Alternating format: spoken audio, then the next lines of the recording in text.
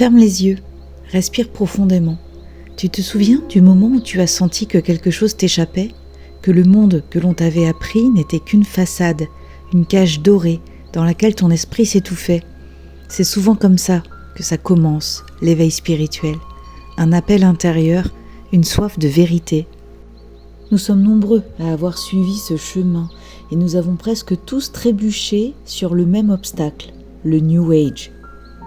Imagine, tu découvres un monde empli de couleurs, de cristaux étincelants, de mantras rassurants. On te parle d'amour inconditionnel, de lumière, d'élévation. Tout semble beau, accessible, presque magique. On te dit que tout est simple, il suffit de vibrer haut, d'attirer l'abondance, de couper les énergies négatives. On t'assure que toute souffrance est le fruit d'un manque de positivité et que tout malheur est un reflet de ton propre esprit. Et puis lentement, quelque chose cloche.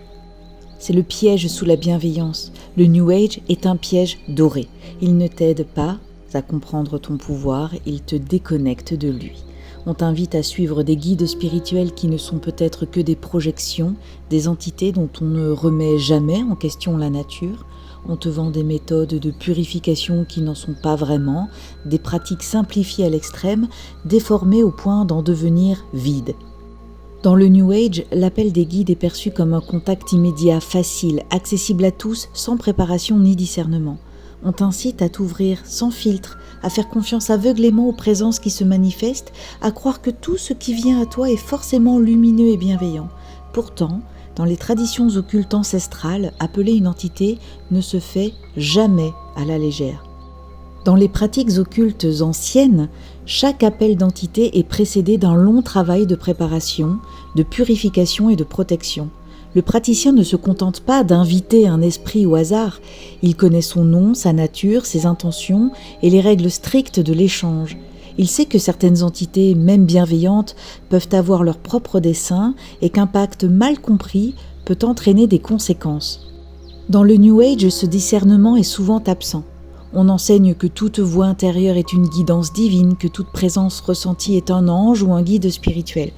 Mais en vérité, ces guides peuvent être des égrégores alimentés par des croyances collectives, des entités opportunistes ou même des illusions créées par nos propres désirs inconscients. Pire encore, le New Age encourage une relation de dépendance avec ses prétendus guides. On te pousse à chercher des réponses à l'extérieur de toi, à demander en permanence des signes et des validations, plutôt qu'à cultiver ta propre sagesse intérieure. Contrairement aux pratiques occultes, où l'initié apprend à développer sa propre souveraineté énergétique et son autorité spirituelle, le New Age place l'individu dans une posture passive, où il devient un réceptacle plutôt qu'un acteur conscient. Le New Age propage des croyances qui fragilisent l'individu sous couvert d'autonomie spirituelle. Il te pousse à croire que toute souffrance est un simple choix d'âme, minimisant ainsi les réalités des traumatismes et des oppressions.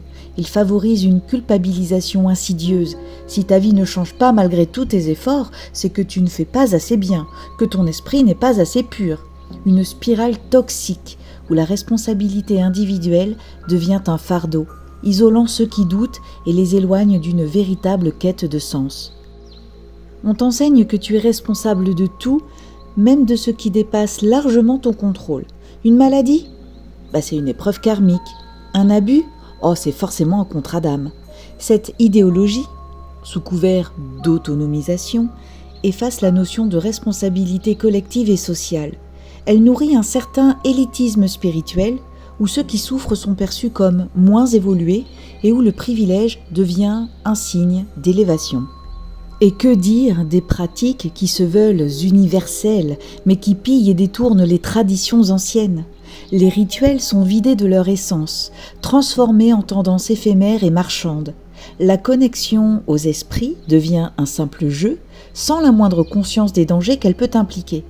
Et à force de simplification et de promesses séduisantes, le New Age éloigne du véritable travail spirituel, celui qui demande du temps, de l'introspection et un vrai respect des énergies. Beaucoup de mouvements New Age se servent aussi de l'isolement.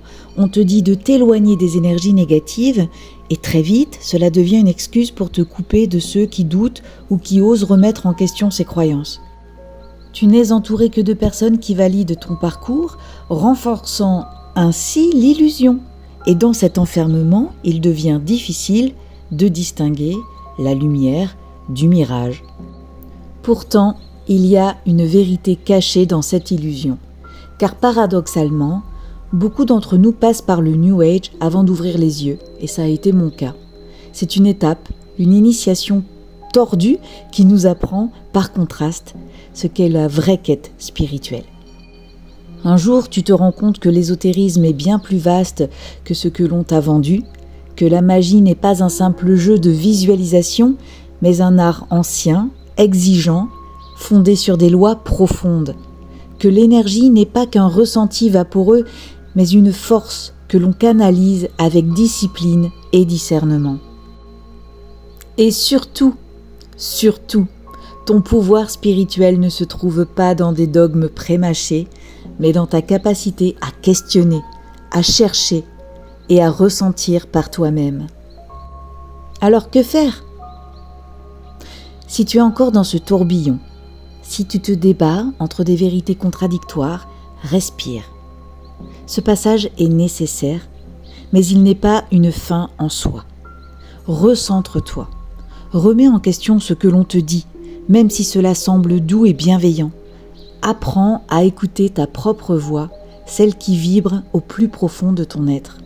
Car la vraie spiritualité ne cherche pas à te séduire, ni à t'enfermer dans des certitudes réconfortantes. Elle te pousse à voir au-delà du voile, à reprendre ton pouvoir, à te retrouver, toi.